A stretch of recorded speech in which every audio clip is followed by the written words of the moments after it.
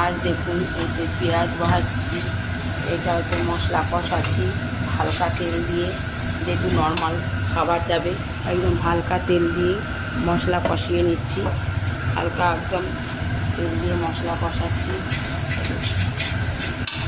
এই যে আজ হচ্ছে পেঁয়াজ ভাজা করছি এখানে, এটা মশলা কষালাম কষিয়ে, আর এখানে করছি এই জায়গাটাতে আপনাদের হচ্ছে এই দেখুন সব বেশ তেল, এই জায়গাটাতে করছি ফুলকপি আলু কষা করছি।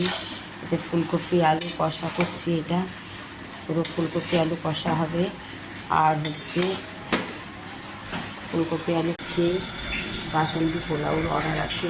এই দেখুন তেজপাতা ফোড়ন দিলাম এখানে, এই যে ফোড়ন দিয়েছি করে এই যে বাসমতি চালের পোলাও করব।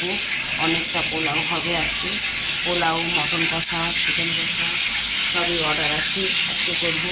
বন্ধুরা আমি একটু পোলাওটা দেখালাম আপনাদেরকে, আর পোলাও বসাচ্ছি এখন।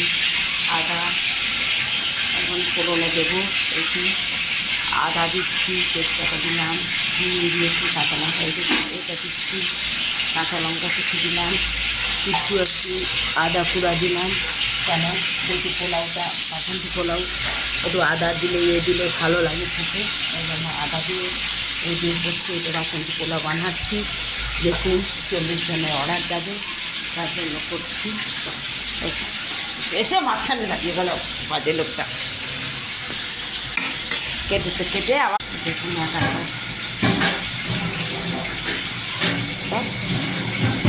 এবার ঢেলে দাও। এই দেখুন এবার বাসন্তী পোলাওটা স্টপ করে রেখে দিয়ে এখন করছি।